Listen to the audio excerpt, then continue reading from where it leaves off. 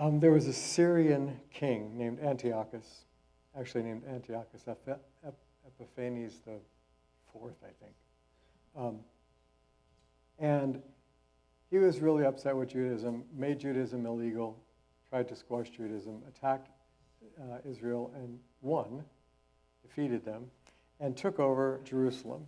Now, the Holy of Holies in the temple at Jerusalem was the most sacred place to Jews at the time, which he knew. And so he took all of the sacred objects out of there. So let's imagine that somebody came here and took the Christmas tree out and the lights out and the unity symbol out and all of the stuff here. And he took all of that out of the temple. And then he put up a statue of Zeus, who was a Roman god, because he knew that would offend the Jews. And then he had pigs, which Jews were not allowed to eat or touch the blood of, slaughtered and their blood smeared all over the altar. So he didn't just take over the temple, he defiled it on purpose to be as upsetting to them as possible. So there was a family called the Maccabees. My name's McAfee, just in case you're wondering about that. And they were brothers. I'm not going to tell you a lot of detail of the story, but these family of brothers rose up and raised an army to fight the Syrian king. And it took a long time, and it was a really difficult fight. The word Maccabee, by the way, is usually thought in Hebrew to derive from a word that means hammer. Interestingly enough, these people were the hammer of God fighting back against this oppression and so on. So it was a long struggle, but they eventually won. And so they reclaimed the temple in Jerusalem and rebuilt it. So that became the beginning of something called the Festival of Hanukkah. Hanukkah is a word that means dedication. So we call it the Festival of Lights, which is another name for the celebration part. But the word Hanukkah doesn't mean festival or lights, it means dedication. And the idea was that they were finally able to reclaim the temple and rededicate it. So they cleaned the temple, they did all their ritual purifications that they wanted to do, they set up the menorah again. We have one up here, in case you don't know what that is. You'll see more of this next week. This is a Hanukkah menorah, and it holds candles that you light during the season of Hanukkah. There are 8 days to the festival. There are 8 candles, and then one candle here, which is called the servant candle, that always lights all the other candles, which in itself is an interesting teaching, that if you really want to be of service to God's kingdom, you need to light some other lights besides your own.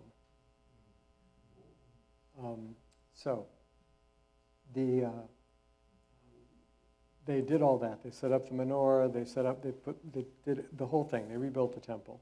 And now they're ready to rededicate the temple. Well, you may or may not know this, but to this day, this is still true, Jewish temples, way back when there was Moses and no temple, just a tabernacle in the wilderness, they had a light. It was a flame in those days, not electric, of course. And it was called the Ner Tamid. Ner Tamid means the eternal flame. And it burned 24/7, 7 days a week, 365 days a year. It always burned. Wherever the temple was, that flame would burn. And it was made of a special kind of thing called the chrism oil, which was a particular formula that you can find in the book of Exodus. And they burned this oil in these sacred lamps called menorahs. And you were only allowed to use this purified sacred oil in the temple. Well, Antiochus destroyed all of that. They found one small jar of oil that might be enough to last for a day. And they were required to have this light burning all the time that the temple was in existence. But they were only allowed to use the holy oil, and they only had a day's worth. And it took about a week to 2 weeks, depending on how it went, to harvest the olives and prepare the oil in this special way that they had to prepare it. So the concern was, do we light this and use up that, and then we have 1 day's worth of light, and then the temple will be in darkness for at least another week? Or do we not light it at all and just have the temple in darkness until we can have it burning continually once we have the new oil ready? Or do we light it for a couple hours and put it out, and then light it tomorrow for a couple hours and put it out? So they didn't know what to do. So finally they decided, we're just going to light it. We're going to use what we have and light it, and then whatever happens is whatever happens. So they lit it, and they started preparing the extra oil. And sure enough, the extra oil took over a week to prepare. It was ready on the 8th day. This 1 day's worth of oil burned for those 8 days. That's called the miracle of Hanukkah. And by the time it was exhausted, they had the new oil ready, so the light never went out. There's a story, for those of you who are old 60s folk song fans, and remember a group called Peter, Paul, and Mary, they have one called Don't Let the Light Go Out. And it's about Hanukkah. It's a great song if you haven't heard it. So that was the story of Hanukkah. That was the miracle. And now we're commanded to do that in Judaism from now on. Every year we celebrate this 8-day festival. And we have a special menorah which has 8 lights in it, and we light one per night for those 8 days, and by the 8th night, all 8 candles are lit. Hanukkah starts, guess when? Tonight. Yep. So we will be lighting one of our candles tonight. So I want to tell you a non-historical part of what some of the messages are in Hanukkah to me. And first of all, the first part is this king comes in and says, you can't believe what you believe anymore. It's not acceptable. You might have people in your life that think what you believe is crazy. Well, some of you apparently do. You might have people in your life that don't agree with what you believe and think that they believe the right thing, and you should get rid of this crazy New Age wicked church and join theirs. Because you're going to hell if you don't. You might have people in your life like that. You might have people that don't care one way or another. Like, well, God's ridiculous, just a fairy tale anyway. Who cares what you believe about it? There's all kinds of people out there. But I don't know if you ever think about this, but if you lived in China, just as one example, or Iran, or Iraq, or a number of other places, you couldn't do what we're doing today right here. You could be put in prison for the rest of your life for being at this service. You could be put to death for being at this service. Lots of places in the world, right now, not in ancient history. So the idea that somebody prohibits you from practicing your faith is not an ancient reality. It is a present reality that most of us have been spared from. But lots of the world is not spared from that, still. So the first thing is, when somebody says, you can't believe what you believe and you can't practice your faith, you stand up to them. That's the first message of Hanukkah. You don't submit. That's not a teaching we hear very often, but that's part of the message of Hanukkah. The less obvious message is, nobody can prevent you from living your faith. Because if your faith is about love and not about ritual and dogma, how can anybody stop you from doing that? Isn't that true?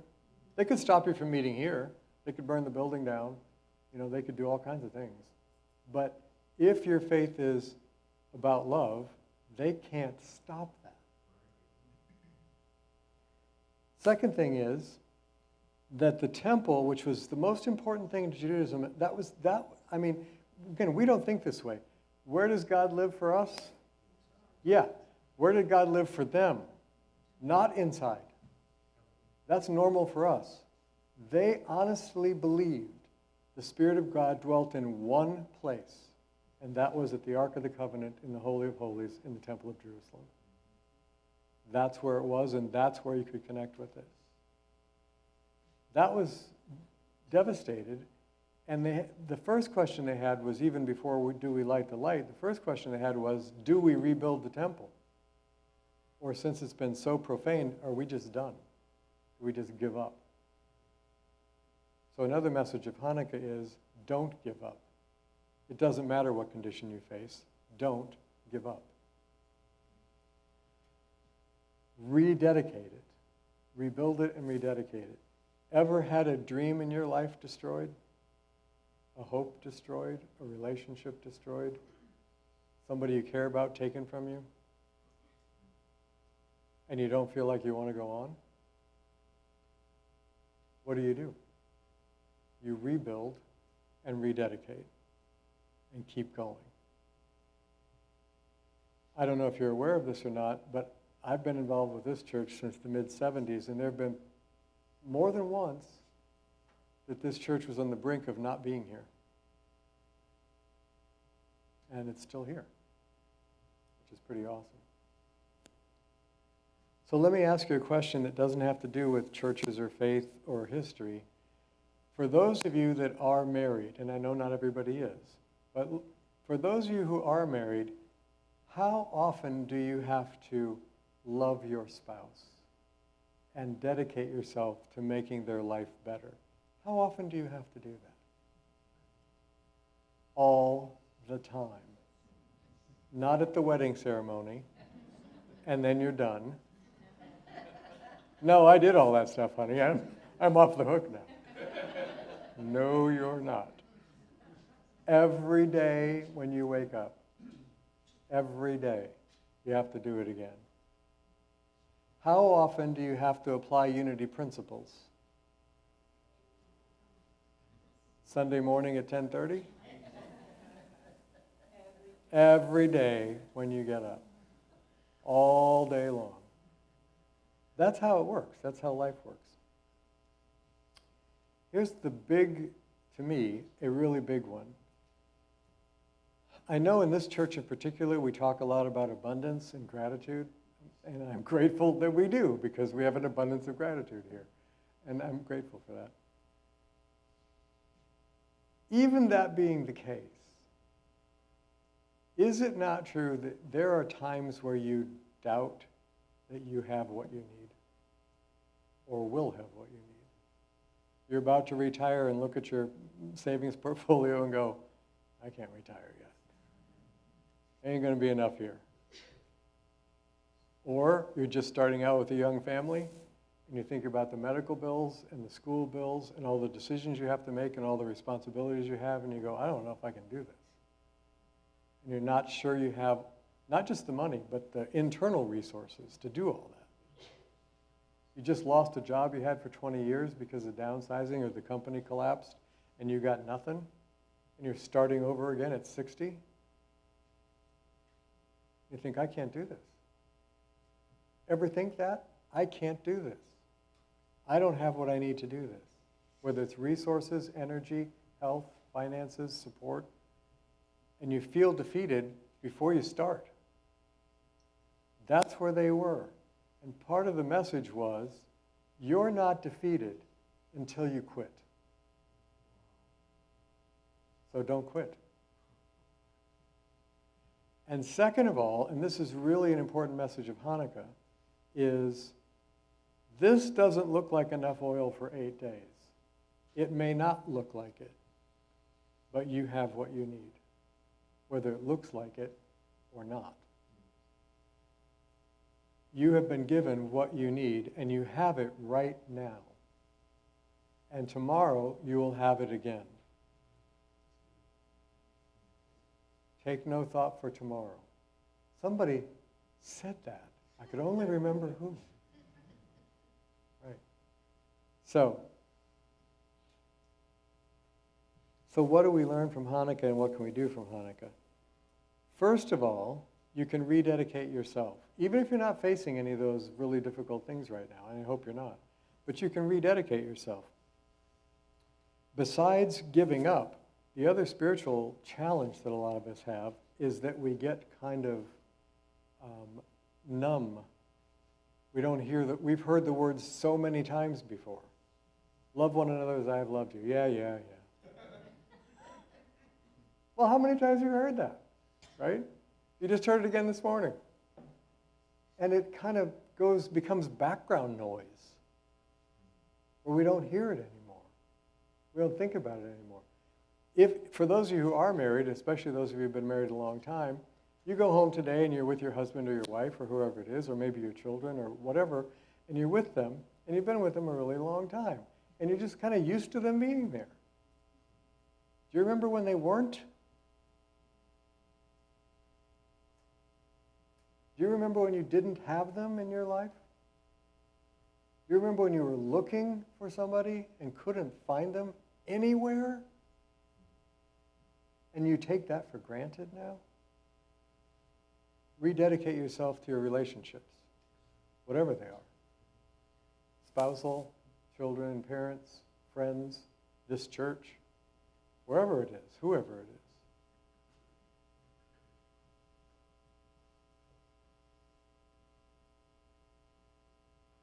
This is a season of introspection, and it's a season where many traditions talk about the birth of light and the birth of light within us and preparing for that. Are we preparing for it because it's never happened before? No. We're preparing for it because we can do it again. At some point, something happened to you and you didn't go to traditional churches anymore, you came here. At some point, something happened to you and you started thinking, I want to find out about God. Is this really true stuff or not? At some point, something motivated you to go, what is this spiritual stuff all about? I want to find out what this is. I want to change how I'm living. Life must be more than just making money and dying. What is it? At some point that happened to you. And when it did, you got enthused, didn't you? You remember those days when you were first in your spiritual search and you were enthused, boy? You can hear go, oh my gosh, do you know there's a church called Unity in Fort Wayne? And they teach metaphysics. And they teach it about Jesus. Holy cow. Wow, that's pretty interesting. Do you remember meditation? Ooh, meditation? What's meditation? Do you remember the idea that you could actually help heal your body by the way you thought and the way you ate? Oh my gosh, if I changed the way I think and the way I eat, I could change my body and get healthier. Do you remember when you discovered some of this stuff? Where's the excitement now? It's the same thing. Have you stopped learning? No. So that same enthusiasm is something we can rekindle. We can relight that light. Do you know what I'm discovering? I'm discovering God. How about you? You don't think that's exciting? God is revealing what it is to me every day. I learn something every day that I didn't know yesterday. Sometimes I don't like it. But I learn something new every day. Sometimes I do like it. So this is an opportunity to rededicate ourselves to things. And part of that rededication is not just all about me. Oh, I'm going to rededicate myself to fulfilling my life. Ooh, I'm going to dedicate myself to expressing myself. Ooh, I'm going to dedicate myself to being happy. All that's just ducky. But what about I'm also going to dedicate myself to making you and your life better? I'm going to dedicate myself to helping this church, or any church that I believe in, or any synagogue that I believe in, or any teacher that helps inspire me to get closer to God. I'm going to support that. So we can do that this season also. And here's the last one of the Hanukkah message. Not the last thing I'm going to say, but the last thing of the Hanukkah message. So you're not quite done with me, but almost.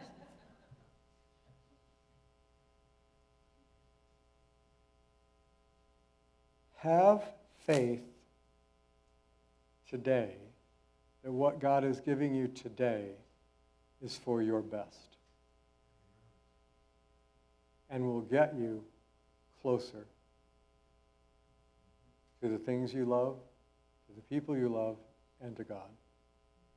Whatever happens today, believe that God is giving you what you need today to have what you want. And that's love. So if today something is revealed to you about your character or your behavior patterns or your way of interacting with people that is not a pleasant thing to realize about yourself, you go, oh, That's not so good. Instead of getting depressed, be grateful. Oh my gosh, I just realized something really awful that I'm doing that's hurting me and people I care about.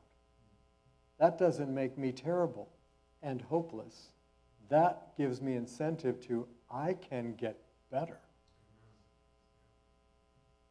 I can be kinder to myself and to you. If I don't indulge in self-pity and giving up, if I'm willing to do the work. They had to, when they got the temple back, they didn't just say, oh, thanks, God, now just restore everything for us. They had to rebuild it. Who rebuilt it? God? Nope. Who rebuilt the temple? They did.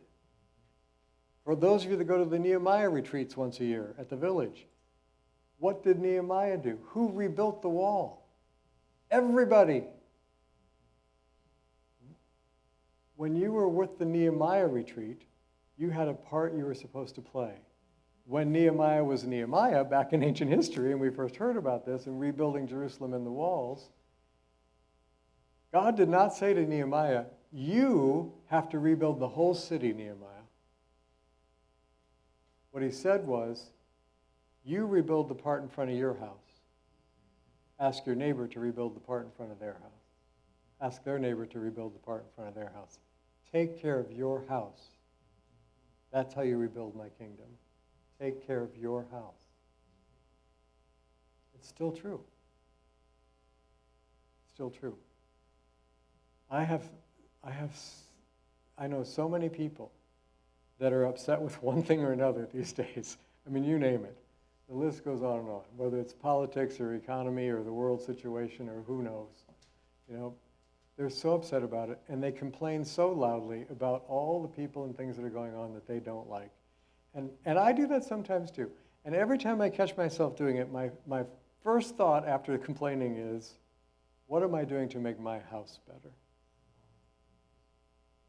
I got no business talking about them. Let's get my house in order. So that was part of the message. So what I'm going to say is, we light a candle every night for 8 nights. It is in commemoration of an event that happened, but it's a lot more than that. It is a reminder that tonight I am dedicating myself to light. And in the morning, I am dedicating myself to light. And in the evening, I am dedicating myself to light. And in the morning, I am dedicating myself to light. And in the evening, I am dedicating myself to light. And in the morning, I am dedicating myself to light. And what is that light? That light is God. That light, what actually is spiritual light? Spiritual light is the radiance of love. That's what it is. That's what we are. And that's what we're sent here to do, is to radiate that light. But we get caught up in all kinds of other things. Health problems and financial worries and arguments and relationship things and disappointments and all kinds of stuff. We all do it. Because we all do it, there are 2 central things that if you don't have these, your spiritual journey is going to come to a grinding halt. One is you have to practice forgiveness, because all of us fail. And we all make mistakes. So we need to forgive ourselves and each other. And the second thing is you need to keep rededicating yourself. And keep remembering who you are and what you're here to do. Of all the extraordinary things that Yeshua was said to have done in his life, and there were lots of them, I think maybe, and I could be wrong about this is just the way I think about it. See what you think. I think maybe the most extraordinary thing that Jesus ever did was never forget who he was. In the face of his enemies or his friends or indifference, he remembered who he was here and who he was and what he was here to do. So if you want to try this, whether you're Jewish or not, whether you believe the story or not, and whether you have one of the menorahs or not, you can just have a candle. Light a candle tonight in faith that The light of love is real inside you, and you are going to live it today. Just one day. Just one day. Light it today. Tomorrow decide if you're going to light it again, and then light it again. Because if you do that, then the miracle of Hanukkah and the Festival of Lights will not be something that happened in the past. The miracle of light will be you. And that you do it every day. Because you don't have to. It's an opportunity, not a commandment.